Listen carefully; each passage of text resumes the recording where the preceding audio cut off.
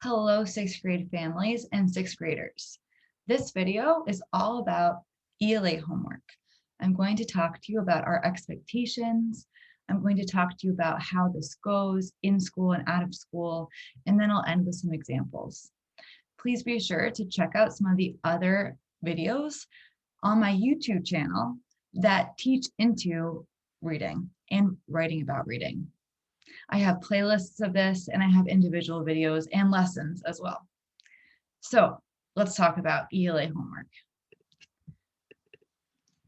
ELA homework goes like this. ELA homework happens every day after school, where students read for 30 minutes minimum, and then they spend at least 5 minutes of that time jotting, or maybe after they read. So just to be super clear, homework is assigned every single day. That means that you can expect your readers and sixth graders, you can expect to go home or to go wherever you go after school and do some reading. This is not during class. So reading during class doesn't count for homework. We read every day in class and after. It's also really important that it's clear daily means every weekday and then one day over the weekend. So you might think Monday night through Thursday night, students are reading at home for 30 minutes or more. And then over the weekend, they pick a day to do that. So in total of the weekend, I'm just asking for 30 minutes. This can happen anywhere, anytime. Jots can be on Post-its as kids read, or in a notebook. That's it. I'm not looking for loose leaf. I'm not looking for index cards. I'm not looking for Google Docs just yet. Just keep it Post-its, notebook. If for some reason the notebook or Post-its don't make it home, then write on a piece of paper and then we'll staple it into your notebook when you come to school. And then finally, what are kids reading? At this point, every kid has been put into a book club, or they have at least a book club partner. So they might be reading a book club book. Most kids will now be reading those at home, or maybe they're reading an independent book. Students are setting their own due dates for their book clubs based off of their reading levels and how long the text is taking them to read. And so they'll have to do some assignments while they're at home to keep up with that calendar and that pace. But let's say that maybe their group takes a night where they have a catch-up night. Does that mean that the kids have no homework? No. It just means that kids now have the opportunity to read their independent book. Let's say that a kid finishes a lot of their reading homework, their book club assignment in school, and they only have about 10 minutes left of reading time to really finish that up. Does that mean they only have to read for 10 minutes? No. That means that they supplement with their independent book. 30 minutes is a non-negotiable, and one jot is non-negotiable, at least one jot, hopefully more, and daily is a non-negotiable. So now let's talk a little bit about jots. Right now, I'm looking for students to apply what they're learning to their reading. There isn't a reading log, maybe like how you had in the past. However, what we're doing still functions the same way. Rather than having a sheet of paper where you fill it out and document it, what you did, how much, I'm trusting that with your own homework assignments, book club calendars, that these are going to help you to read and stick with it and feel inspired to do so. And then I'm looking at your jots for evidence that you're thinking about what's happening in class and in your book. So students might think about things from our lessons as they read and jot.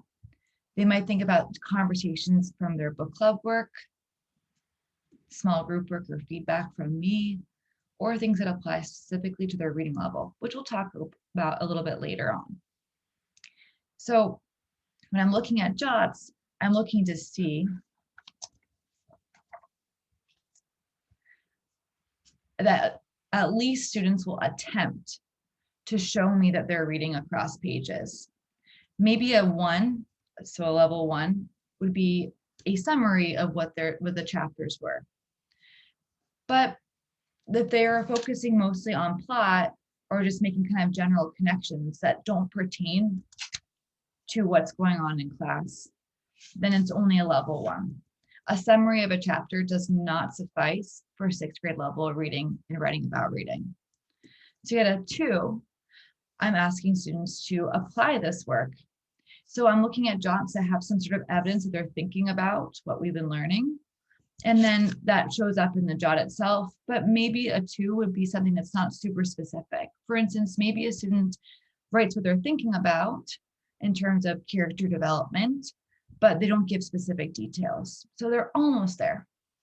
To get a 3 out of 3, I'm looking for students to transfer skill work, any of this, into their reading and choosing a meaningful lens to grow ideas that are also grounded in the text. So to get a 2 or a 3, to get basically on grade level writing about reading, I'm looking for students to not summarize, but to think and show me their thinking. The difference, text details. So a 0 would be no homework.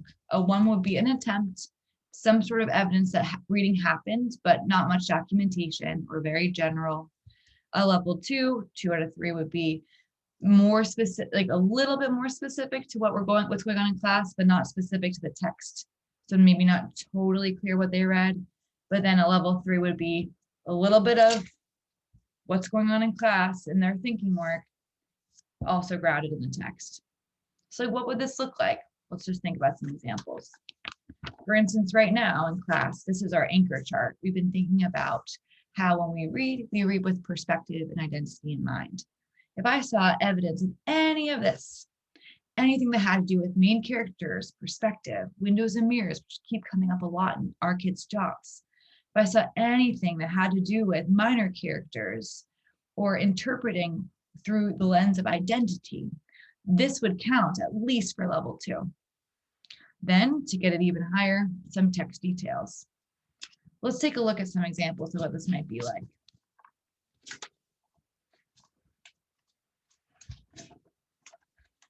This would be a level 1. Oren thinks that his teammates are better at lax than he is. Also, hopefully I get a couple more jobs. So this is like showing me that there was some reading that happened, more about what's going on, but maybe even like a little bit of a hint toward what we're learning about in school, which is character right now. Let's raise this a little bit. This would be maybe level 2, or maybe even on its way to level 3. Oren thinks he's going to look like a bum when he plays in the game.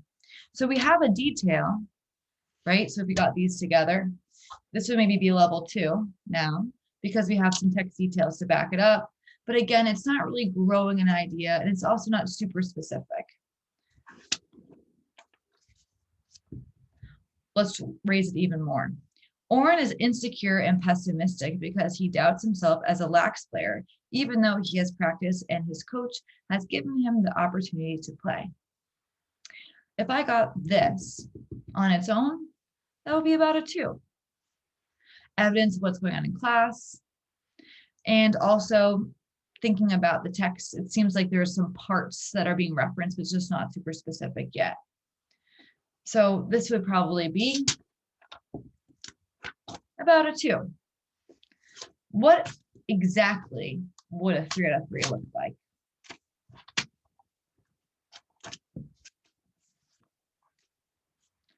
Oren's relationship with lax is complicated because while he is proud that he has a cultural connection with the sport, as he says, we invented the game, he doesn't think that he is very good at it and worries he will look like a bum when he plays. He's not confident on the field, but is very motivated when he thinks about his grandfather, who was an All-American. Maybe the pressure makes this hard.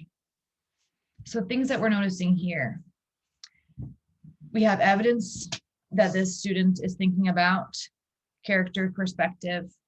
We have evidence that they're thinking about also They're using some metacognitive thinking. So they're maybe thinking about like the situation that they're in, making some connections. We also have evidence that they're thinking about character traits, which we've been talking about. And even more than that, the student is growing an idea. It's okay that this isn't formal writing necessarily, even though we do have text details. Maybe words like maybe, or I wonder, or I notice definitely are helpful to get thinking going. So I hope that this is a strong example. And if it's not, I do have some other follow-ups which you can check out on our Padlet.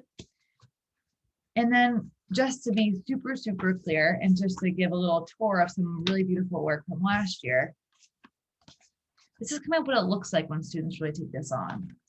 Maybe students are collecting notes on Post-its, and then they move it into their notebook.